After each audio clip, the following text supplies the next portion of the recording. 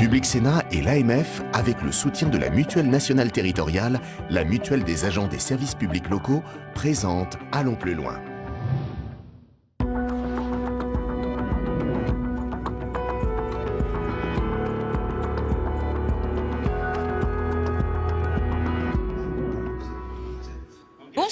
Bonsoir à tous, bienvenue sur Public Sénat. Allons plus loin, délocaliser porte de Versailles à Paris. Vous l'avez compris, émission spéciale depuis le congrès de l'AMF, l'Association des maires de France.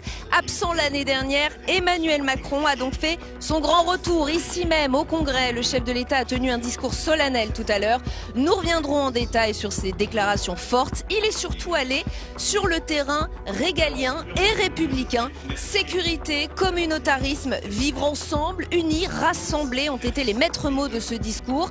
A-t-il convaincu, a-t-il apaisé aussi les tensions qui existent entre l'État et les collectivités depuis le début de ce mandat? On posera la question aux premiers concernés. 4 maires sont avec nous pour cette première partie et pour nous livrer leurs réactions. Avant de vous les présenter, regardons ensemble un extrait de ce discours présidentiel, presque une déclaration d'amour aux maires.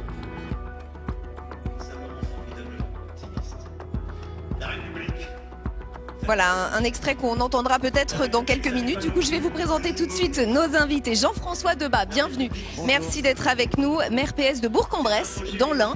Vous avez co-signé une tribune parue dans le JDD le week-end dernier, alertant sur la dégradation du vivre ensemble. J'imagine que le discours d'Emmanuel Macron vous a beaucoup intéressé. Vous nous répondrez dans un instant. John Billard est également avec nous, maire sans étiquette du Favril, en Eure-et-Loire, président de l'association des maires ruraux d'Eure-et-Loire. Bienvenue à vous également. Et Joséphine Coleman-Berger, bienvenue à vous également. Vous êtes maire LR de Plaisir dans les Yvelines et nous attendons Cécile Gallien, maire La République en marche de Voray-sur-Arzon. Peut-être d'abord une première réaction, Jean-François Debat, vu que vous étiez très remonté. Vous avez signé cette tribune en alertant sur les problèmes de vivre ensemble que vous connaissez en tant que maire. Qu'avez-vous pensé des déclarations du chef de l'État, de ce discours? Peut-être une réaction générale. D'abord, c'était bien que cette année, le président vienne. C'est mieux ainsi. Il a eu des mots républicains qui étaient nécessaires. Pour autant, le vivre ensemble, ça passe aussi, bien sûr, par le rappel du rôle de l'État. Ça passe aussi par des politiques de services publics de proximité. Ça passe aussi par des moyens d'action pour la politique de la ville. Ça passe aussi par des policiers supplémentaires sur le terrain. Or, au-delà des mots, il n'y a pas eu d'actes, il n'y a pas eu de faits. Et j'ai trouvé, il n'y a pas d'annonce nouvelle. Sans taxe d'habitation et sans compensation, il n'y aura pas de services publics complémentaires. Et sans moyens nouveaux pour la politique de la ville, il n'y aura pas de services publics supplémentaires. En continuant à ne pas avoir de réhabilitation des logements sociaux, en taxant les organismes d'HLM, en baissant les APL comme le gouvernement le fait depuis 2 ans, avec 3 milliards d'économies sur les plus pauvres, on ne peut pas dire qu'on améliore le vivre ensemble. Donc j'ai trouvé ce discours au total, il est nécessaire qu'il vienne, il est républicain dans ses termes, mais personne n'en doutait, mais il est incantatoire. Incantatoire et finalement une longue auto-valorisation, mais très peu de réponses aux réalités connues par les maires, que ce soit en milieu rural ou que ce soit dans le milieu urbain. Et pourtant, il dit vous avoir entendu, vous avoir compris. Justement, on va écouter cet extrait que je vous annonçais en début d'émission. Et j'ai tant appris de nos échanges. Tant appris, je dois dire, des aspirations de nos compatriotes, de leurs craintes aussi, face aux bouleversements contemporains qu'ils vivent dans leur quotidien et que vous partagez avec eux. Tant appris de votre sens du dialogue, de l'unité, de la proximité. Tant appris, oui, j'ose le dire, de vous. Je ne suis certes pas maire d'une commune de France, mais je me sens chaque jour un peu plus à votre contact, maire de la commune France. Alors, Joséphine Coleman-Berger, comment réagissez-vous à ce que j'appelais, moi, une déclaration d'amour au maire? Il y a une chose qui est certaine, c'est que je rejoins monsieur le maire qui est à côté de moi. C'était important qu'il vienne nous rejoindre. Mais malgré tout, ce que je peux vous dire, c'est qu'on s'est rendu compte qu'il y a tout un discours qui ne nous concerne pas, malheureusement. J'ai entendu le président de la République, bien sûr, parler de sa feuille de route, qui est une feuille de route ambitieuse, importante. Mais malgré tout, ça nous pose quelques difficultés parce que nous, les maires, nous sommes confrontés à tout ce qu'a pu évoquer M. Barouin et également M. Laniel. et je n'ai pas entendu de réponse. Alors, Pour vous, il ne s'adressait pas au maire ce soir. Pour vous, Non, il a je davantage parlé aux Français qu'au maire. Je crois qu'effectivement, il s'adressait aux Français avec, bien sûr, son discours de président de la République, ce qui est tout à son honneur et ce qui est légitime. Mais en tout cas, en étant dans la salle et dans cet auditorium, je n'ai pas entendu un vrai discours qui nous parlait à nous. Alors, ça m'interpelle d'autant plus que la tournée qu'il a fait en France, et dont d'ailleurs j'ai fait partie, parce que je l'ai rencontré à l'Élysée très longuement, avec 12 maires des Yvelines pendant plus de 3 heures, avant même qu'il fasse ce grand débat, eh bien, déjà, nous avions les mêmes sujets, les mêmes problèmes, les mêmes difficultés. Donc quand il dit « j'ai tant appris de nos échanges », vous nous dites « pas vraiment ». Je crois que pas suffisamment, si je peux me permettre. C'est aussi votre avis, John Billard. Vous avez eu le sentiment finalement qu'il ne s'adressait pas au maire ce soir et qu'il ne vous a pas tant entendu qu'il le dit? Alors, je ne sais pas si on peut dire qu'il ne nous a pas entendus, mais en tout cas, il ne s'adressait pas au maire. C'est-à-dire que quand on a un auditoire qui est composé d'une grande partie, enfin, il y a quand même beaucoup de maires qui sont présents, je m'attendais à un discours beaucoup plus à nos difficultés. Donc, est-ce qu'il nous a pas entendus? Je ne sais pas. Il a rappelé tous les dispositifs qu'ils sont en train de mettre en place au niveau du gouvernement. Moi, j'ai retenu un mot, c'est la co-construction. J'ai entendu beaucoup un appel aux maires, alors que finalement, on attendait l'inverse. C'est-à-dire concrètement, c'était les maires qui faisaient un appel avec l'honneur d'avoir le président de la République au Congrès cette année. C'était plutôt de se dire, c'était nous qui l'attendons. Or, beaucoup de son discours, ça a été l'inverse. J'ai besoin de vous, il faut m'aider. Donc, il est dans la co-construction. Et ça, je pense que ça pourrait être un peu décevant pour l'ensemble des maires qui étaient présents. Et avant de poursuivre cette discussion, je voudrais qu'on écoute un nouvel extrait parce que lui affirme qu'il veut être jugé sur des actes. C'est aussi un appel qu'il vous a lancé. Écoutez. Il veut être jugé sur les actes. Les actes, c'est une augmentation de la couverture numérique du territoire inédite.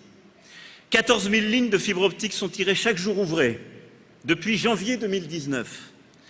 4 millions par an. Nous serons donc au rendez-vous du haut débit pour tous en 2020 et du très haut débit pour tous en 2022, comme je m'y étais engagé, en juillet 2017.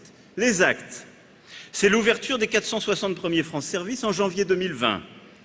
De 1000 nouveaux cafés dans nos petites villes d'ici quelques mois, dans le cadre de l'agenda rural. Les actes, c'est la transformation en cours des logements des centres-villes et des quartiers, le choix résolu de privilégier le commerce de proximité pour revitaliser les centres-villes. Les actes, ce sont les 42 quartiers de reconquête républicaine qui bénéficient de renforts policiers spécifiques. Les actes, c'est ce travail quotidien résolu pour faire en sorte que chaque terre de France soit une chance pour celles et ceux qui y vivent, par plus de stages proposés, par les emplois francs développés, par une nouvelle ambition donnée à l'Agence nationale pour la rénovation urbaine avec des délais raccourcis et les nouveaux engagements en termes d'investissement que j'avais pris. Je veux être jugé sur des actes. Voilà l'une des phrases fortes d'Emmanuel Macron. On accueille sur ce plateau Cécile Gallien, bienvenue. Vous êtes maire La République En Marche de Voray-sur-Arzon, c'est dans la Haute-Loire. Et vous êtes la seule représentante de La République En Marche au sein du bureau resserré de l'AMF, de l'Association des maires de France. Du coup, je vais poursuivre avec vous ce petit tour de table. Nos intervenants nous disaient, on a le sentiment qu'il ne s'est pas adressé aux maires aujourd'hui, qu'il s'est davantage adressé aux Français. Qu'est-ce que vous répondez? En fait, il s'est adressé, oui, sans doute aux citoyens. Mais nous sommes aussi des citoyens et nous sommes en contact direct avec les citoyens. Il a retenu du grand débat et de la crise que nous avons tous vécue sur nos territoires, notamment les territoires ruraux, qu'il y avait des fractures territoriales, sociales, numériques et que c'était bien de cela que nous, maires, et également avec l'État, nous devons traiter. Nous ne pouvons pas laisser cette situation comme cela. Donc moi, j'ai trouvé que c'était plutôt... Et là, il nous dit « je veux être jugé sur des actes » et il énumère les actes forts réalisés par ce gouvernement. Vous voulez ajouter quelque chose? Vous dites oui, effectivement, ils ont fait beaucoup, ce gouvernement? Alors, ça commence, j'ai envie de dire. Les maisons France Service, ça fait 15 ans que nous n'avons plus de services sur nos territoires ruraux. Eh bien, grâce à ces maisons France Service et à nos mairies, bien évidemment, nous allons retrouver, j'espère, ces opérateurs. Les commerces de proximité, combien de petites villes moyennes souffrent, combien les commerçants souffrent parce que aux alentours de ces petites villes, des grandes surfaces se sont installées en masse. Donc remettre de la vitalité et des commerces dans les cœurs des petites villes, c'est important. Ça fait partie de la politique de cœur de ville. Alors évidemment, c'est pas en 1 an ou en 2 ans qu'on peut voir les choses. C'est un appel à la patience, voilà. Jean-François Debat. Vous savez, Moi, j'ai l'habitude d'être républicain et par ailleurs essayer de faire la part des choses. C'est bien que le président annonce des choses sur la fibre. Si on est républicain, on dit ça fait 10 ans que le pays s'équipe et que maintenant nous arrivons à la fibre. Ça n'a pas commencé il y a 2 ans. Il est très bien que ça se poursuive et que ça s'achève. C'est un élément d'égalité territoriale. Sur la question du plan Action Cœur de Ville, nous le soutenons. En revanche, il y a dans les annonces aujourd'hui, en tout cas dans les objectifs du président de la République, il y a une forme de contradiction. Les maisons France Service, je vais vous donner celle de la communauté d'agglomération du bassin de Bourg-en-Bresse, 140 000 habitants que je préside. Nous avions demandé une labellisation, elle est refusée. Et pour cette labellisation, il faut que nous créions 2 emplois payés par la collectivité territoriale. À un moment où, par ailleurs, l'État nous demande de diminuer nos dépenses de fonctionnement. Donc, vous nous dites quoi? Je dis que les maisons France Service, on labellise des maisons qui existaient. S'il n'y a que les moyens supplémentaires des collectivités territoriales, ça n'est pas un plus. Au-delà du fait que regrouper des services, des agences postales communales, nous le faisons déjà. Ici, j'ai vraiment le sentiment que on a pris un verre d'eau, on l'a mis de l'autre côté de la table et on explique que ça va changer la nature de l'eau. Ça n'est pas la réalité des choses. Nous attendrons de voir s'il y a vraiment de la plus-value sur les maisons France Service ou si c'est vraiment seulement de l'annonce. Très franchement, aujourd'hui, je ne suis pas optimiste. Et je vois réagir Joséphine Coleman-Berger à vos côtés. Oui, c'est-à-dire, sans parler de ce sujet-là, qui a été bien développé, ce que je voudrais vous dire, c'est que dans la première partie, avant que notre président arrive, nous avons effectivement évoqué avec le président Barouin certains sujets très clairs et très précis sur lesquels nous attendions quelques réponses. La taxe d'habitation, entre autres, ne serait-ce que cela. Il y a une mise au point très claire de la part de François Barouin, et pour les téléspectateurs qui ne l'auraient pas vu, je le cite, ce n'est pas l'aumône, on ne tend pas la main. Exactement, c'est très bien, j'allais vous citer la même phrase, voilà. Puisque je l'avais noté. Donc, ce qui m'a posé un peu problème également, c'est que il y avait un discours, effectivement, citoyen, comme vous l'avez rappelé, madame, et vous avez raison, mais il est clair qu'on est passé du micro au macro. On avait véritablement l'impression qu'il y avait des discours qui étaient sur des micros, des sujets micros, et pas sur des sujets macros, mais il n'y avait pas une cohérence par rapport à ça. Et surtout, les questions ne nous étaient pas rendues. Aujourd'hui, on nous attend, on nous écoute, je l'entends et j'en suis ravie, puisqu'on voit que le président, bien sûr, est là et en plus nous écoute. Mais on nous attend surtout pour faire des efforts encore plus importants que ce que nous faisons aujourd'hui. Aujourd'hui, on fait des efforts colossaux dans tous les domaines, que ce soit la santé, la sécurité, le logement, enfin tout ce que vous connaissez, tout ce que les maires ici connaissent. Mais on ne peut pas sans arrêt demander aux élus locaux de faire des efforts en permanence sans que l'État ait un accompagnement un peu plus clair et plus précis. Et je termine juste en disant que M. Macron a une feuille de route que je respecte. C'est la feuille de route du président que je peux comprendre. Mais il ne faut pas oublier les élus locaux qui sommes, nous, les maires, entre autres, sur ce chemin-là. Ce serait véritablement dommage parce qu'on irait droit dans le mur. On a donné des chiffres. Si les maires ne peuvent pas continuer d'investir, continuer d'avoir des services publics, nous allons détruire la France. J'emploie des mots forts. Mais je crois que le président en est conscient. La difficulté, c'est qu'on attend peut-être un peu trop de nous.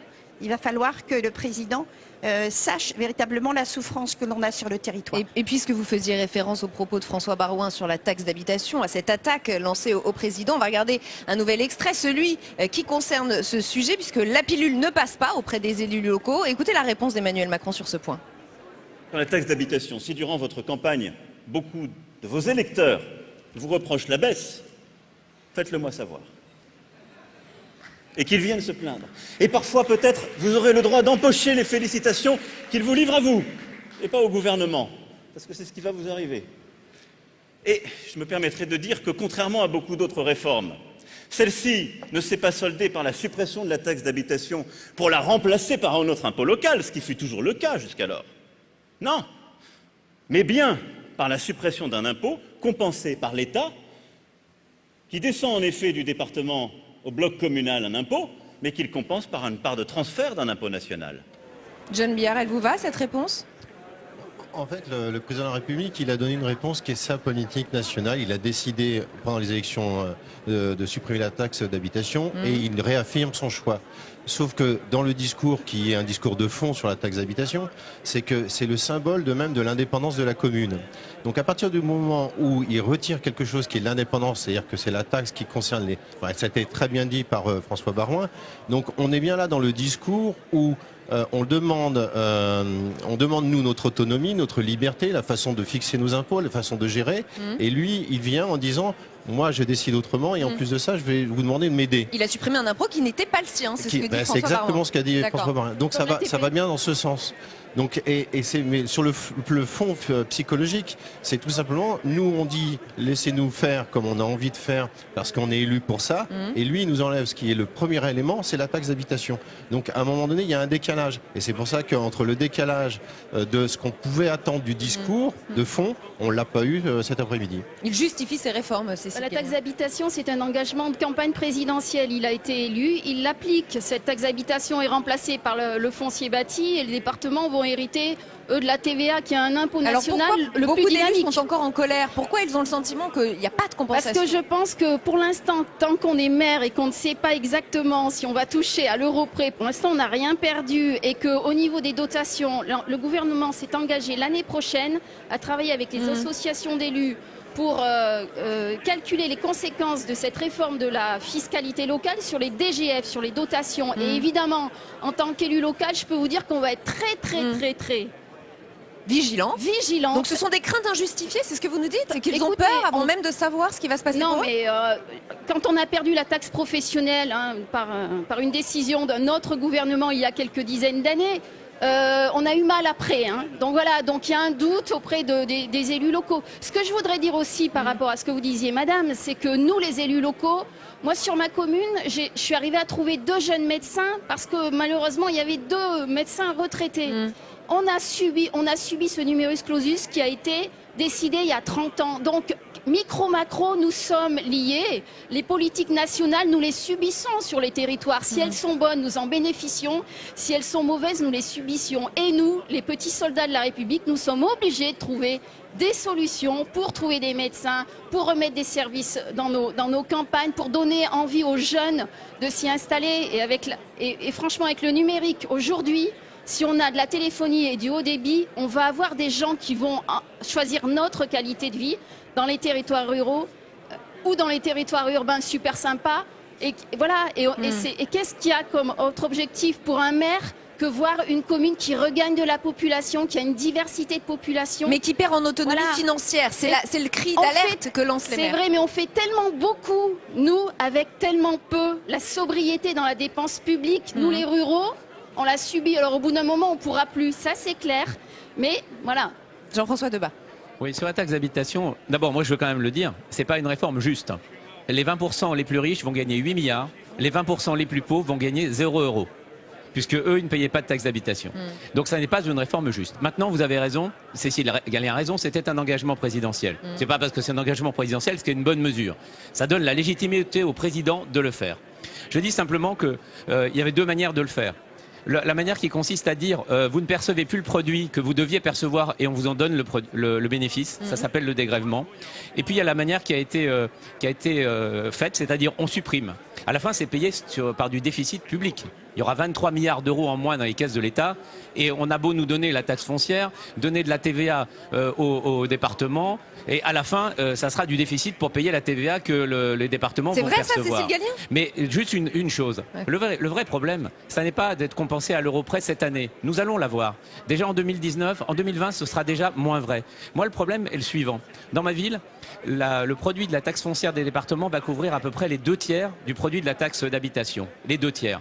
Donc je vais devoir dépendre d'une compensation de l'État versée dans la durée.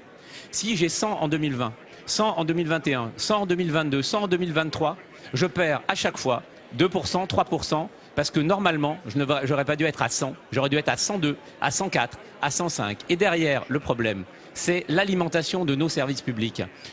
Tu parles de démographie médicale. On va pas faire. Oui, nous allons devoir payer de l'aide à l'installation de médecins. Parfois, contribuer à des assistants médicaux pour permettre à des médecins de s'installer. Avec quel argent? avec quel argent? Si on assèche progressivement la dynamique des recettes des collectivités locales et des communes, si on a le garrot financier progressif, nous n'aurons plus les moyens de répondre à ces enjeux. Au-delà de ce que pourra faire l'État, et c'est là que cette réforme est inquiétante, parce que la manière dont elle est conduite eh bien, nous amène à être inquiets pour l'avenir, dans les 2 ou 3 ans qui viennent. Et puis vous savez, l'État avec un grand B comme Bercy ne tiendra pas les engagements du gouvernement de maintenant dans la durée. Et nous le savons. Et c'est bien cela qui est aujourd'hui en cause. Ça n'est pas un défi de confiance par rapport à ce gouvernement ou à cette majorité. C'est un défi de confiance dans la capacité de l'État, dans sa durée, parce que nous l'avons vu depuis des dizaines d'années, à tenir les engagements qu'il a pris à un moment donné. Ça porte sur 1/3 des recettes des villes et des communes. C'est donc un enjeu majeur. Allez, je voudrais qu'on aborde un autre sujet, un autre thème abordé par le président de la République. Et c'est un peu inattendu, c'est celui du communautarisme. Et là aussi, il compte sur vous, il compte sur les maires. J'ai évoqué il y a quelques semaines la nécessité de bâtir une société de vigilance, c'est-à-dire la mobilisation de tous pour lutter contre ces reculs insidieux de la République qui trop souvent se transforment en drame. Vous êtes, vous les maires, en permanence au contact et donc les mieux placés aussi bien souvent pour percevoir les signes faibles d'une dégradation de la situation, d'un glissement et donc être des acteurs à part entière de cette société. Joséphine Coleman-Berger, qu'est-ce que vous a inspiré cette déclaration? Ce zoom d'ailleurs sur ce sujet du communautarisme. J'ai entendu aussi un mot qu'a prononcé le président de la République, c'est le bon sens. Je l'ai retenu parce que ça fait partie aussi de notre façon de gérer les choses et c'est ce que l'on vit au quotidien. Le communautarisme, c'est bien sûr un vrai danger. Je peux vous en parler en connaissance de cause, puisque j'ai aussi dans ma collectivité un quartier en zone politique de la ville, avec bien sûr tout ce que ça peut comporter et toutes les actions que nous mettons en place. Je pense qu'aujourd'hui, on a bien sûr, nous les maires et le président pour cela a raison, quelque part, de nous dire que nous avons notre rôle à jouer. Bien Notamment sûr, pour détecter sur le les territoire. signaux faibles, hein, voilà ce qu'il dit. Exactement, on est là aussi pour être dans un lien permanent avec la police nationale. Quand on a des médiateurs, quand on a toute une série d'actions qui tournent autour de ces sujets-là, il est évident que nous devons être porteurs de tout ce travail-là. Nous devons être en lien, bien sûr, avec l'État, puisque l'État nous accompagne dans certains quartiers avec Donc il a raison, mais... Il a raison, mais... On n'a pas toutes les possibilités aujourd'hui d'avoir la connaissance. Il a évoqué dans son discours le fait que nous étions aujourd'hui en lien avec les préfets pour avoir certaines informations importantes. Des données confidentielles. Grâce à Christophe Castaner. Et c'est très bien pour cela, j'en suis d'accord. Nous n'avons pas aujourd'hui la capacité, et je pense que les collectivités n'ont pas toutes les mêmes moyens d'action, puisqu'on a beau dire que tous les maires sont les mêmes, des grandes ou petites communes, mais dans une petite commune rurale, personne aujourd'hui n'est à l'abri de ce genre de problématique. Et il est clair que tous les maires ne peuvent pas gérer de la même façon et avoir la même dynamique de fonctionnement et de protection dans ce domaine-là. Donc, il y a une ouverture, bien sûr, sur cette confidentialité. Il faut absolument qu'on le développe. J'aurais tendance à dire que on n'est pas là, nous les maires, pour porter un jugement, pour donner un dress code. Ça a été dit aussi par l'État. Vous voulez dire que la tâche est difficile, il compte sur vous, mais c'est difficile pour vous? Mais c'est très difficile, c'est très compliqué. Il faut qu'on ait une proximité raisonnée. Donc je reprends ce qu'avait dit le président sur le bon sens, mais je crois... Sans dérive, sans jugement dangereux. Ça fait partie de nos gènes, hein, le bon sens au niveau des maires. John Billard. En fait, ce sujet-là, moi, je me suis senti moins concerné parce que dans les petites communes, même si on doit être attentif, on est moins impliqué. Et je me suis posé la question, est-ce que ça avait vraiment un intérêt ou si ce n'est politique nationale de l'aborder? Ceci dit, une fois qu'on a dit ça, ça au moins met en exergue le fait que les relations entre les services de police, nous, gendarmerie, dans nos campagnes, doivent être beaucoup plus présents avec les élus, ce qui peut être reproché parfois. Donc il doit y avoir une sorte de complicité ou de collaboration un peu plus poussée. Alors si ça met ça en exergue par rapport au communautarisme, mais moi ça m'a un peu gêné, je dois le dire. Oui, pourquoi? Parce que je me suis pas senti vraiment concerné. Si au moins ça déclenche un meilleur contact entre la gendarmerie et les maires pour d'autres choses qui sont les incivilités ou d'autres, pas forcément le communautarisme, je pense que c'est une bonne chose. Ah, Cécile Gallien. Moi, je pense qu'il n'y a pas de sujet tabou et que le président a raison de le saisir. parce que même si dans nos campagnes, on ne sent pas ce risque, je pense qu'il est là quand même, avec les réseaux sociaux, etc.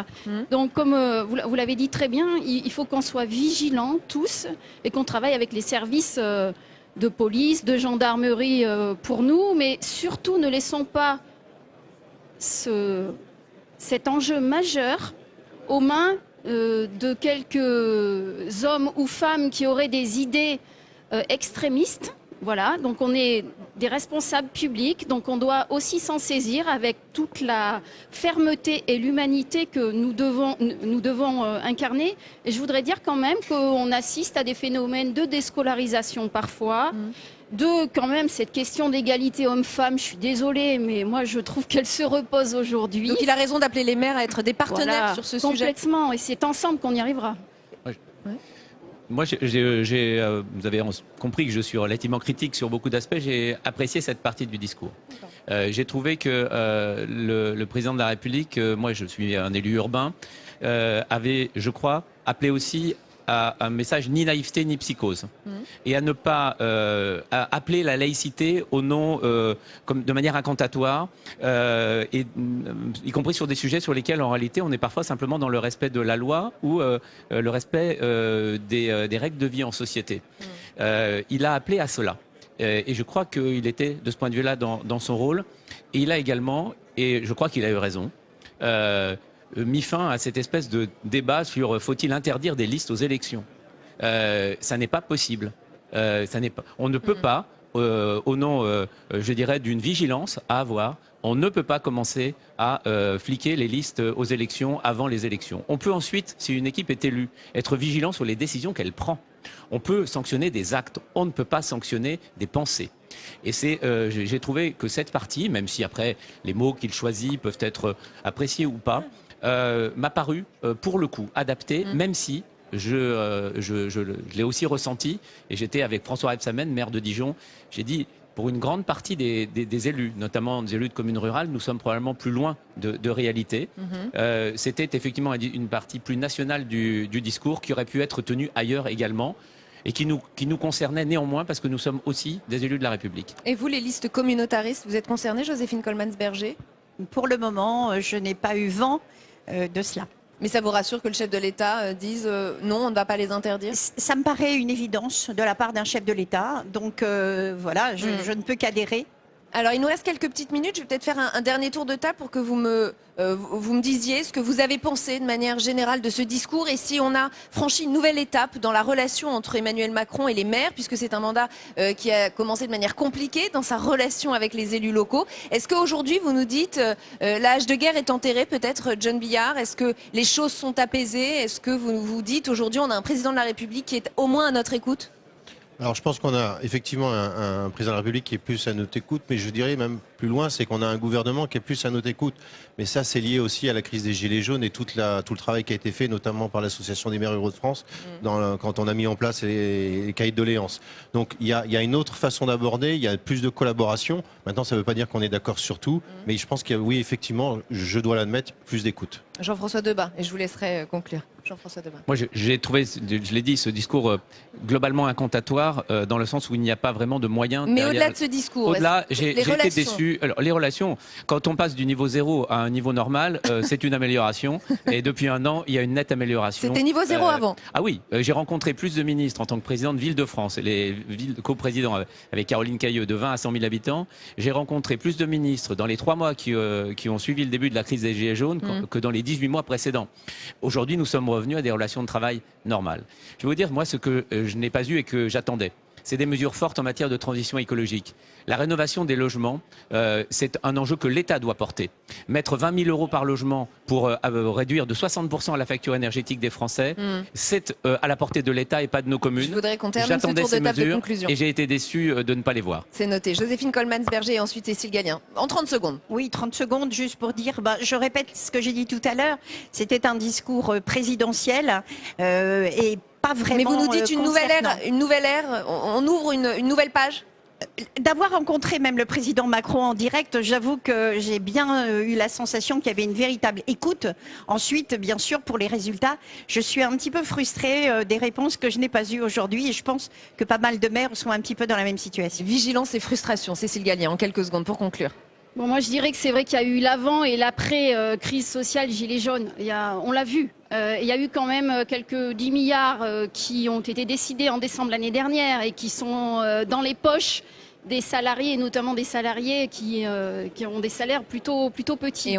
Et moi, ce que j'ai entendu, c'est fracture territoriale, sociale, numérique. On va les résoudre ensemble. Il faut qu'ensemble, on fasse de l'aménagement du territoire, tous ensemble. L'État y compris, parce que l'État, depuis combien d'années ne fait plus d'aménagement du territoire ? Donc un appel à l'union, un appel au rassemblement avec les maires. Oui, et quand même sur l'aspect écologique, il en a parlé beaucoup, transition écologique. Et nous, on y reviendra demain sur Public Sénat. Et santé, et école, émancipation. Merci infiniment à tous les quatre d'avoir participé à cette première partie de l'émission. On va continuer d'analyser le discours d'Emmanuel Macron, mais avec des éditorialistes, des spécialistes, cette fois sous un angle donc plus politique. Emmanuel Macron a tenu un discours très régalien, très républicain, je le disais. Il a beaucoup parlé communautarisme. Pourquoi ? Y a-t-il une stratégie politique plus nationale derrière tout cela ? On va analyser cela avec nos invités dans un instant. D'abord, retour sur les moments les plus forts. C'est Cécile Cixous qui nous a préparé cela. Je ne peux, bien entendu, rester silencieux sur la question du communautarisme. Je ne veux rien cacher ici de la réalité que beaucoup d'entre vous vivent. Dans certaines communes, dans certains quartiers, progresse depuis quelques années un projet de séparation d'avec la République. C'est une réalité. Ce sont les revendications sur les horaires réservés aux femmes dans les piscines, ces espaces publics où la mixité n'est plus possible. Ce sont ces pressions exercées dans certains services publics, certaines entreprises. À chaque fois, les maires sont en première ligne. Tout le gouvernement est mobilisé et continuera d'agir. Le ministre de l'Intérieur donnera des instructions nouvelles au préfet dans les prochains jours en la matière. Et le gouvernement portera des actions concrètes nouvelles dans les prochaines semaines sur ce sujet. Dans les débats récents, un sujet est venu, celui des listes communautaires. Il ne s'agit pas de proclamer l'interdiction pour régler le problème. Nous avons eu dans d'autres temps de la République ces débats. Fallait-il interdire des listes antisémites pour réussir à chasser ces idées de la société française? Qui peut penser d'ailleurs que de telles listes se présenteront à visage découvert, avec spontanéité et clarté? Non, si les choses étaient si simples, nous n'aurions pas tant de difficultés. Ce qui compte, c'est de faire tomber les masques de ceux qui combattent la devise inscrite sur les frontons des mairies qu'ils convoitent. Et ce combat, je sais que je peux compter sur vous pour le mener, sur tous les maires de France, pour le mener et pour l'emporter. Et je veux vous dire une chose, vous pourrez compter sur moi, mais en actes, au quotidien, chaque jour, pour les débusquer, les combattre, fermer les associations, fermer les écoles quand elles ne respectent pas absolument les lois de la République. C'est ainsi qu'il faut mener ce combat. Et on ouvre sur ce point la deuxième partie d'Allons plus loin. Avec nous ce soir, Arnaud Benedetti, bienvenue. Merci d'avoir accepté notre invitation. Vous êtes professeur associé à la Sorbonne et rédacteur en chef de la revue politique et parlementaire. Benjamin Morel, bienvenue à vous également, maître de conférences en droit public à l'université Paris 2 Panthéon-Assas, docteur en sciences politiques de l'école normale supérieure Paris-Saclay. Jean-Baptiste Forêt, bienvenue à vous également. Vous êtes rédacteur en chef délégué de la Gazette des communes. Et Julia Mouzon, bienvenue. Bonsoir. Vous êtes fondatrice et présidente de Élus Local, réseau national des femmes élues. Merci à tous les quatre d'être ici. Arnaud Benedetti, vous avez été surpris qu'il aille sur ce terrain-là, sur le terrain des listes communautaristes. On l'avait un petit peu su par le biais d'un papier du Figaro ce matin, mais ça paraissait surprenant à ce rendez-vous-là de l'AMF. Ça vous a surpris, vous ? Oui, ça m'a surpris parce que je trouve que c'est pas un discours qui s'adressait finalement tellement au maire, mais bon, il a pratiqué ce que l'on connaît bien en communication politique, c'est-à-dire une communication à deux étages. Il fait des maires des intermédiaires pour relayer sa parole sur des sujets d'actualité qui actuellement enflamment le débat public. Et il s'adresse davantage aux journalistes et aux citoyens français. Il s'adresse aux maires, il s'adresse à travers les maires, il s'adresse quand même aux administrés en espérant vraisemblablement que ça infuse. Mais c'était plutôt un discours que je qualifierais de politique générale, un discours discours un peu fourre-tout et je ne suis pas tout à fait sûr que les maires aient retrouvé les préoccupations qui sont les leurs, notamment par exemple sur la question de la fiscalité, même s'il a abordé le sujet. Oui, et il l'a un peu survolé d'ailleurs, et c'est effectivement ce qu'exprimaient nos maires il y a un instant sur la première partie de ce plateau. Benjamin Morel, vous êtes d'accord? Un discours un peu fourre-tout et qui visait d'autres personnes que les maires? Ça ne visait en effet pas prioritairement les maires. En fait, il y a deux parties dans ce discours. Vous avez une partie qui est plus un discours, comme le disait bien Arnaud Benedetti, de politique générale, où Emmanuel Macron nous parle d'abord de l'ordre républicain, nous parle également de la question de l'ordre public, des listes communautaristes, de l'islamisme et même du terrorisme. Là, on est quand même assez loin des lois de décentralisation.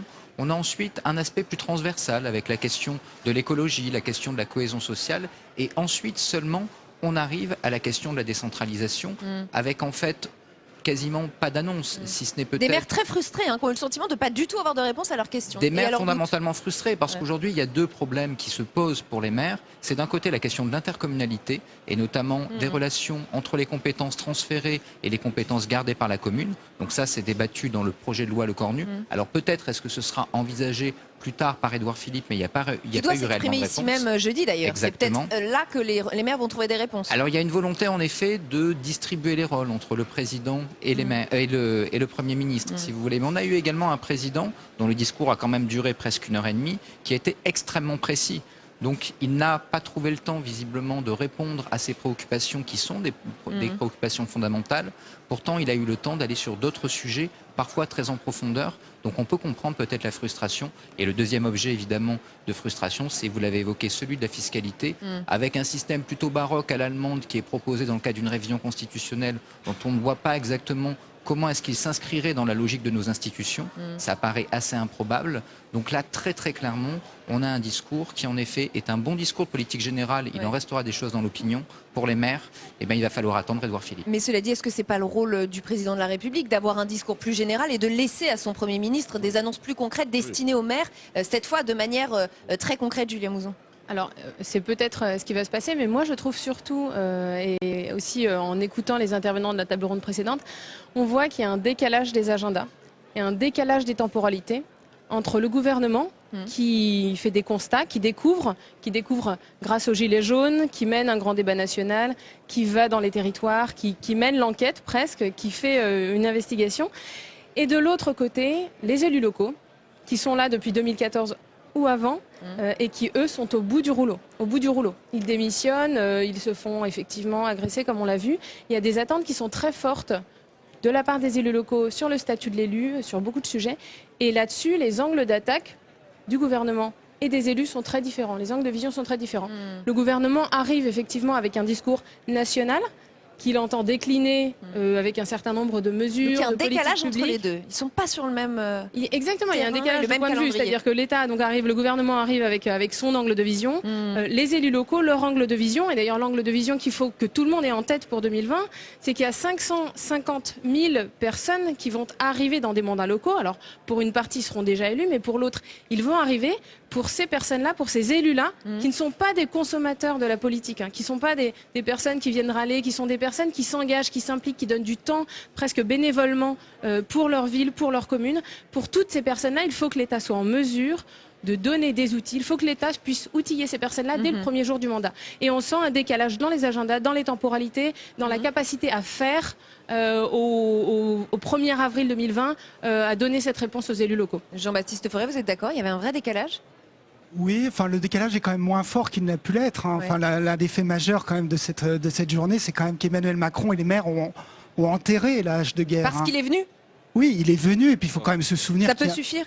Il faut quand même se souvenir qu'il y a un an, il y avait cette campagne sur les réseaux sociaux Balance ton maire, lancée par des apprentis sorciers de la Macronie. Emmanuel Macron lui-même avait qualifié les élus de trop nombreux, de shooter aux emplois publics. Enfin, ça allait quand même assez loin. Aujourd'hui, il a quand même subi une cure de modestie à la faveur de la crise des Gilets jaunes. Il s'est posé en élu parmi les élus. Il a dit « Je suis le maire de la commune française ». France, il a bien commencé son discours, il a cité François Mitterrand. Il a dit, François Mitterrand, devant le Congrès des maires, François Mitterrand avait dit, à l'adresse du président de l'Association des maires de France d'alors, si je voulais traiter tous les problèmes, je serais aujourd'hui ministre. Donc on s'attendait vraiment à un discours en majesté d'un président de la Ve République, et puis patatras, il est retombé vraiment dans son syndrome du bon élève, c'est-à-dire qu'il fallait absolument qu'il coche toutes les cases, qu'il réponde absolument à toutes les questions.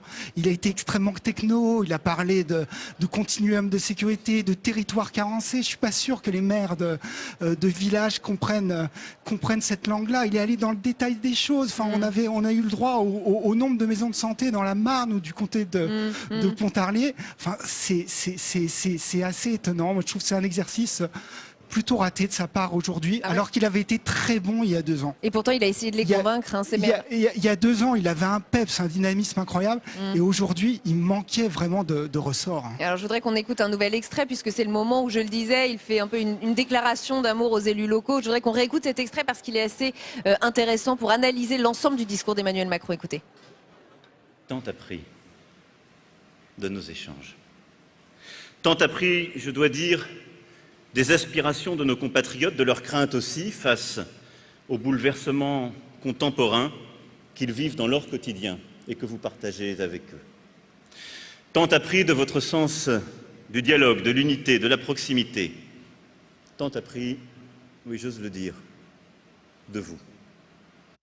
Je ne suis certes pas maire d'une commune de France, mais je me sens chaque jour un peu plus à votre contact, maire de la commune France. J'ai tant appris de vous, Arnaud Benedetti. Il a tenté de les séduire, ces maires, quand même, aujourd'hui. Oui, mais si vous voulez, c'est un Emmanuel Macron qui a intériorisé les blessures de la crise des Gilets jaunes, où on lui avait reproché, souvenez-vous, au moment de cette crise, d'avoir finalement laissé de côté l'ensemble des corps intermédiaires, dont les maires, qui étaient, en l'occurrence, les plus proches. Mais ça sonne juste ou ça sonne faux? Il y a un petit côté emphatique quand même dans le ton et dans l'expression, c'est le moins qu'on puisse dire. Benjamin Morel fait l'amour. Est-ce que chacun y trouvera vraisemblablement peut-être l'occasion de juger si Emmanuel Macron est crédible ou pas dans l'expression de son empathie vis-à-vis des maires. Mais moi, je crois que surtout ce qu'il veut montrer, c'est qu'il est un président de la République qui s'est transformé. Vous savez, une des grandes questions, c'est de savoir si le prince est capable de se transformer sous le coup des événements. En l'occurrence, on a un Emmanuel Macron qui veut montrer depuis un certain nombre de mois et à travers un certain nombre de séquences de communication qu'il a entendu la crise des Gilets jaunes. Souvenez-vous, lorsqu'il se trouvait cet été au bas du fort de Brégançon, il avait très clairement dit la crise des Gilets jaunes n'est pas derrière nous. On sent bien que le discours qui a été le sien aujourd'hui, c'est un discours qui est quand même profondément marqué par cette séquence politique qui a été une séquence politique. Et donc syndrome du bon élève, comme le dit Jean-Baptiste Forest, il veut bien faire les choses et il veut cocher toutes les cases. Mais le problème, si vous voulez, d'Emmanuel Macron, c'est qu'il ne connaît pas fondamentalement le local du fait de sa socialisation politique. Emmanuel Macron, c'est quelqu'un qui a été élu par le haut au premier coup. C'est pas quelqu'un qui a eu, comme ses prédécesseurs, à suivre le cursus honorum républicain qui fait qu'on est un élu local, on devient un élu national, on devient éventuellement responsable politique national. Et on voit d'ailleurs que finalement, les difficultés qu'a Emmanuel Macron à s'acculturer au local, c'est des difficultés que la République en marche dans son ensemble éprouve également. Donc, en effet, c'était une sorte, moi je trouve que c'est une sorte de rite de passage finalement, ce moment où Emmanuel Macron vient parler aux maires. Mais est-ce que ce rite de passage parle véritablement aux maires? C'est la question. Est-ce qu'il a été audible, encore une fois, au regard des principales préoccupations des maires et de leurs administrés? Moi j'ai trouvé que ce discours était en effet assez lointain. Il a essayé d'aborder des questions concrètes, mais finalement, il y a répondu de manière assez abstraite. Et finalement, dans un discours d'1h20, ce qu'on risque de retenir essentiellement de ce discours, ce sont les listes communautaristes. C'est la question des listes communautaires. Communautarisme, mais aussi union, rassemblement, je le disais, ça a été les maîtres mots de ce discours et cette question du vivre ensemble. Je voudrais qu'on écoute un nouvel extrait, je vous fais réagir ensuite. Unir et rassembler, c'est aussi par notre action collective, notre ambition. Cela signifie, en quelque sorte, recoudre cette France trop souvent déchirée. Déchirée entre la ville, les banlieues, les différents quartiers, les campagnes, avec, je le sais, un exercice du mandat de maire parfois particulièrement difficile dans nombre de ces endroits. Benjamin Morel, recoudre cette France trop souvent déchirée. Oui, si vous voulez. Il a vraiment été question du vivre ensemble, de l'union, du rassemblement. Il y a en effet vraiment été question du vivre ensemble, du rassemblement. Il a dit même l'unité, l'indivisibilité de la République. Il a commencé par ça, si vous voulez. Il a notamment fait une référence implicite au livre de Jérôme Fourquet, l'archipel française. Donc on voit très clairement que et là-dessus... celui de Jérôme Sainte-Marie aussi, bloc contre bloc. Il y a vraiment une prise de conscience aujourd'hui d'une société qui est fracturée et qui peut éventuellement se recoudre par les territoires et peut-être par les maires, justement. Alors, je faisais la moue, si vous voulez, parce que les discours sentimentalistes à l'encontre d'une personne plurielle comme les maires, évidemment, ça ne trompe personne. En revanche, il est vrai qu'Emmanuel Macron a pris conscience aujourd'hui d'une société qui est fragile et qui, pour se recoudre, doit passer par ces petites républiques que sont les mairies et ces petits présidents de la République que sont les maires qui font du lien social. Est-ce qu'ensuite il les comprend? Ça, c'est une autre question. Ce qui est intéressant, c'est que Emmanuel Macron a commencé par dire « je ne répondrai pas à toutes ces questions, je les laisserai à Édouard Philippe ». En même temps, il a commencé par y répondre et il a dit que notamment sur la fiscalité locale, il y avait un bon bilan sur la taxe d'habitation, étant donné qu'on remplaçait un impôt local par un impôt national et que c'était pas si mal. Or, c'est justement ce que lui reprochent les maires. Ils lui reprochent d'avoir remplacé un impôt local sur lequel ils avaient la main, sur lequel ils pouvaient éventuellement avoir une marge d'ajustement pour mener des politiques publiques, par un impôt sur lequel ils n'ont pas la main, ou par des transferts de dotations sur lesquels ils n'ont pas la main.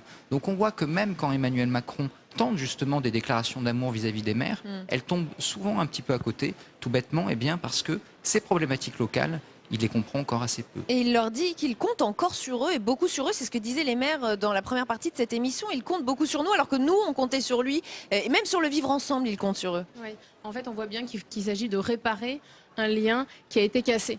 Un lien qui ne s'est pas fait instinctivement, un lien qui ne s'est pas fait parce qu'Emmanuel Macron n'a pas ce parcours issu du local. Donc il faut réparer ce lien qui a été cassé. Et c'est vrai que chaque message, par exemple, il a évoqué les arrêtés contre les pesticides dans les mairies. Les messages dans ce sens ne vont pas aller dans celui qu'il souhaite, c'est-à-dire la confiance, le lien, l'autonomie, la créativité. Il a parlé d'écologie créative et libre. On sent qu'il y a encore une difficulté à aller vraiment dans cette confiance en fait avec les élus locaux. C'est-à-dire l'élu locaux, on voit bien, on l'a vu avec les Gilets jaunes, c'est le guichet local, quoi. C'est la personne que les gens vont voir au niveau local quand elles ont un problème, que les citoyens vont voir, que les citoyens même ont identifié. Beaucoup plus que leurs élus régionaux ou que leurs députés ou que leurs députés européens. Mais est-ce à dire qu'il est impossible pour un président qui n'a pas connu de mandat local d'être convaincant vis-à-vis des maires? C'est-à-dire que c'est son handicap jusqu'au bout? Pour moi, l'enjeu, c'est pas d'être convaincant. Au niveau des maires, c'est pas d'être convaincant avec les maires, c'est de créer ce lien, c'est que ce lien existe. Et c'est un travail, on voit que c'est un travail qu'il a entamé, on voit qu'il y a une intention, mais il y a encore quelque chose qu'il faut réparer. Il faut réparer ce lien encore qui a été cassé et la confiance va mettre du temps, je pense, à revenir. Et il y a beaucoup de sujets qui sont d'ailleurs en ce moment dans la loi engagement et proximité portée par Sébastien Lecornu. Tous ces sujets-là et ces points de détail vont être les sujets et peut-être les liens par lesquels le lien se reconstruit. Ce sont les liens par lesquels on va retisser, le gouvernement va retisser, peut-être, je l'espère, un lien avec les élus locaux sur le sujet des indemnités, sur le sujet de la responsabilité pénale, civile des élus, sur le sujet de la formation des élus. Toutes ces petites choses, toutes les mesures que le gouvernement va prendre, la fluidité, leur simplicité, leur adéquation avec les besoins des élus locaux, c'est ça qui va vraiment reconstruire cette relation. D'ailleurs, toute confiance. la Macronie appelle à la patience, Jean-Baptiste Forêt. Ça fait beaucoup partie des éléments de langage. Ça va payer. Ce sont des mesures qui sont en construction. On est en pleine transformation. Ça va venir.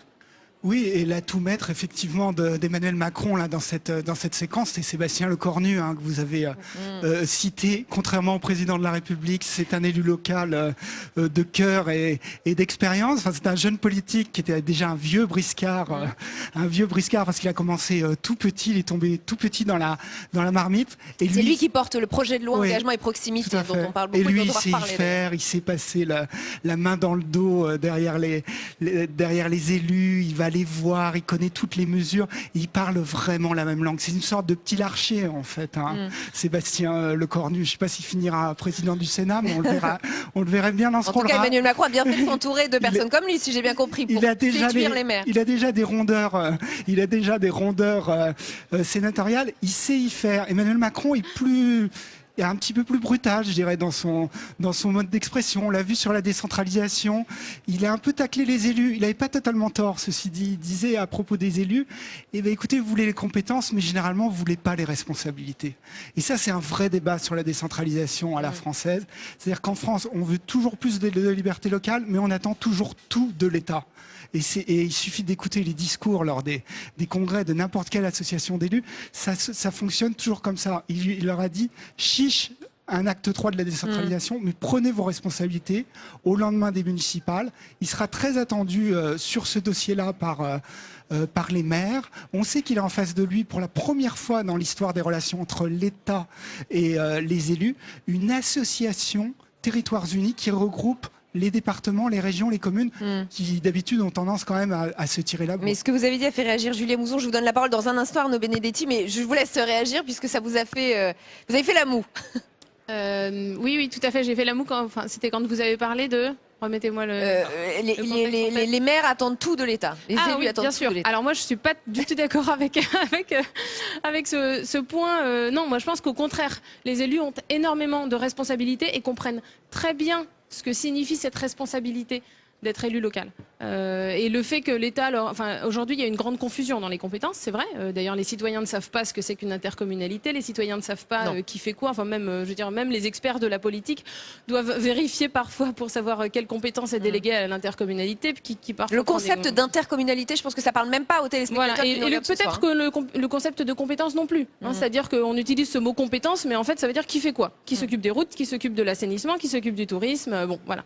Donc ça, effectivement, c'est pas forcément évident. Et moi, je pense que les élus sont très responsables et qu'en revanche, ils sont confrontés aussi à cette confusion.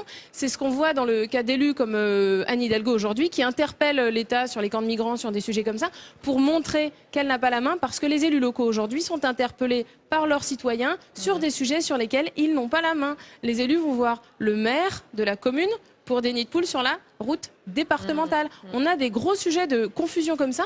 Et c'est impossible pour l'élu local de répondre à ces questions-là. Pour un élu local qui a des problèmes de mobilité dans sa commune, répondre à ce sujet-là, si le sujet est géré par l'intercommunalité ou la région, c'est très difficile. Alors rapidement, Jean-Baptiste Forêt pour vous répondre, et ensuite Arnaud Benedetti. Très, très rapide, vous citiez Anne Hidalgo, le Grand Paris, Paris et le Grand Paris sont quand même un exemple assez caricatural de l'incapacité des élus à s'entendre entre eux.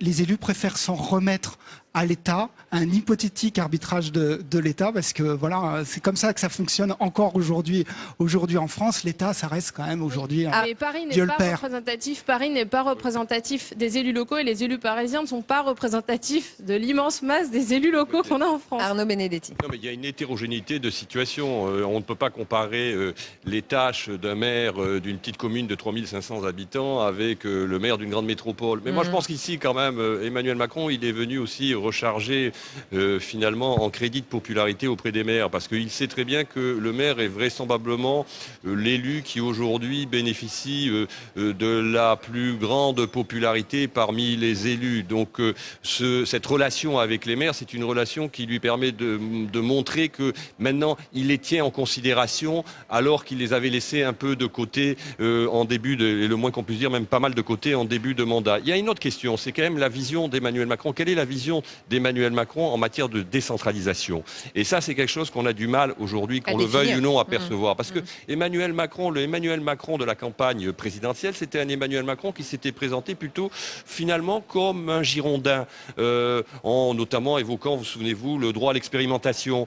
Et la pratique qui est la sienne, la pratique politique qui est la sienne, qui est une pratique finalement assez managériale, est une pratique pour le moins verticale. Et on a le sentiment que la relation qu'il a avec cette question de la décentralisation laisse apparaître plutôt un Emmanuel Macron qui est plutôt volontairement jacobin. Et il y a un malaise aujourd'hui, manifestement, entre quand même les élus locaux, qu'ils soient maires, qu'ils soient présidents de conseils départementaux, ou voire présidents de conseils présidents de conseils régionaux, parce que la vision d'Emmanuel Macron n'est pas véritablement aujourd'hui stable sur cette question-là. Lui-même instable. Benjamin Morel, et ensuite on écoute un nouvel extrait. Oui, si vous voulez, il y a une contradiction aujourd'hui dans le discours même sur la décentralisation d'Emmanuel Macron. Vous avez d'un côté un Emmanuel Macron qui dit, grosso modo, je veux des collectivités qui disposent de responsabilités, de finances sur lesquelles elles peuvent s'engager et qui soient réellement, au regard de ses compétences, responsables démocratiquement. Donc là, on a en effet une vision qui pourrait être intéressante d'une décentralisation clarifiée, avec des niveaux de collectivité qui exerceraient des compétences et qui disposeraient de ressources fiscales sur lesquelles elles auraient la main et sur lesquelles elles pourraient développer un projet politique, un programme politique devant des administrés qui ensuite seraient chargés de les élire et de les sanctionner ou de les approuver lors des élections. À côté de ça, vous avez le même Emmanuel Macron qui justement dit en matière de fiscalité locale, ça ne sert pas à grand chose que vous ayez la main sur les taux, etc. On peut vous envoyer des dotations et comme ça vous n'avez pas la main sur l'argent, mais malgré tout, eh bien, vous avez la main sur, vous avez la main sur l'argent, mais vous n'avez pas les moyens de vraiment faire varier vos financements. C'est pas très grave, mais là, pour le problème, c'est que l'impôt, c'est la base de la responsabilité démocratique. On a le même Emmanuel Macron qui prône, et c'est un peu l'alpha et l'oméga de sa politique de décentralisation, la différenciation territoriale. Or, le principe de la différenciation territoriale, c'est que la même compétence n'est pas forcément exercée par le même échelon selon que vous êtes dans une commune ou dans une autre, et que donc, à l'échelle nationale et à l'échelle locale, il y a une illisibilité démocratique. Donc tant que ces deux logiciels cohabiteront chez Emmanuel Macron, il n'y aura pas de vision claire de la décentralisation. Allez, on écoute un dernier extrait de l'intervention du chef de l'État tout à l'heure ici au congrès de l'AMF, parce qu'il a aussi parlé lutte contre les incivilités et la délinquance. Écoutez. C'est pourquoi je demande au gouvernement d'étudier toutes les propositions qui sont faites par les différentes associations pour améliorer ce qu'on appelle parfois le continuum de sécurité, c'est-à-dire la mobilisation de tous les acteurs, forces de l'ordre, police municipale, agents techniques aussi parfois, de différentes mairies, forces et sociétés de sécurité privées, pour agir de manière encore plus efficace contre les incivilités, la délinquance et poursuivre le travail. Il y a des choses très concrètes que vous appelez de vos vœux, qui permettraient d'ailleurs non pas à l'État de se désengager, je le dis ici clairement pour lever toute ambiguïté, mais de mieux coopérer et de permettre aux maires qui le souhaitent de faire davantage, plus efficacement, plus simplement. Je demande au gouvernement de regarder toutes les propositions faites par les associations pour agir contre les incivilités et la délinquance. Je ne sais pas si vous avez compris sa démarche, Jean-Baptiste Forêt. D'après ce que je comprends, hein, j'ai du mal à me faire l'exégète de la pensée d'Emmanuel Macron.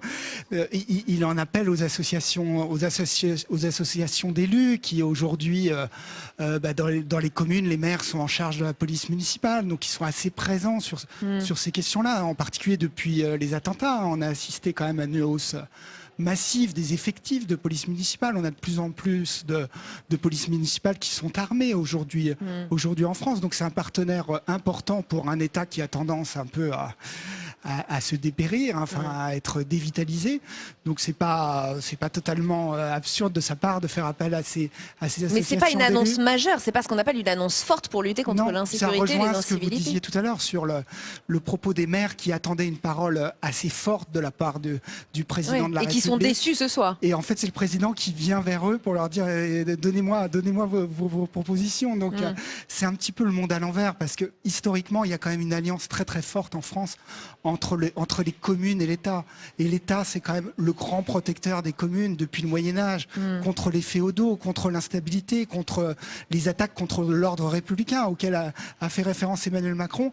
Et là, on n'a pas eu le père de la nation. Là, il était manifestement un peu désemparé. Il avait surtout besoin de Arnaud Benedetti, ensuite Julien Mouzon. Oui, le régalien, c'est d'abord l'État quand même. Mais enfin, moi je pense que ce qu'il faut noter dans ce passage de son intervention, c'est Emmanuel Macron qui veut montrer qu'il est désormais à l'écoute et qu'il est dans le dialogue. On lui a beaucoup reproché au moment de la crise des Gilets jaunes, encore une fois, d'être un président de la République qui n'écoutait pas, qui ne dialoguait pas, qui était vertical, jupitérien, souvenez-vous, en début de mandat. Il veut montrer tout simplement que dans cet acte 2 du mandat, il est, disons, dans une disposition de dialogue et de co-construction, comme l'on dit aujourd'hui, d'un certain nombre de politiques.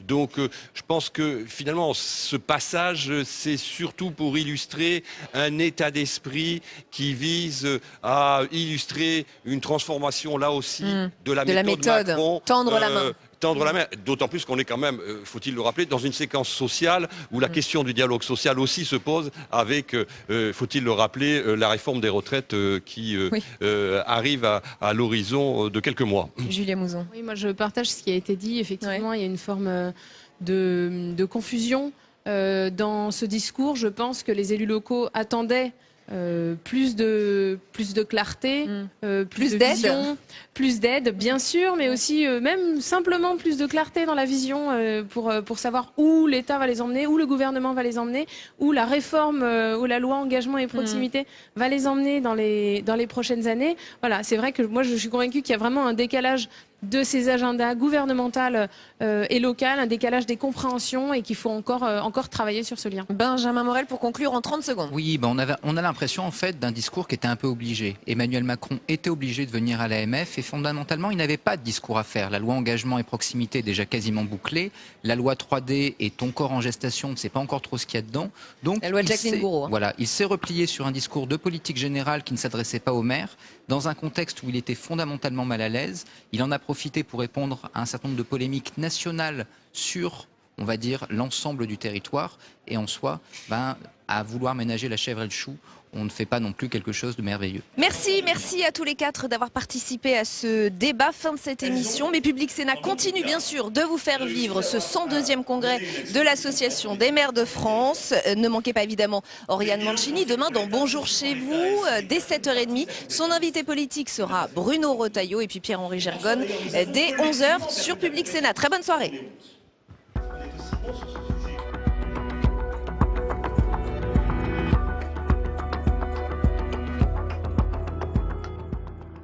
Public Sénat et l'AMF, avec le soutien de la Mutuelle nationale territoriale, la Mutuelle des agents des services publics locaux, vous ont présenté Allons plus loin.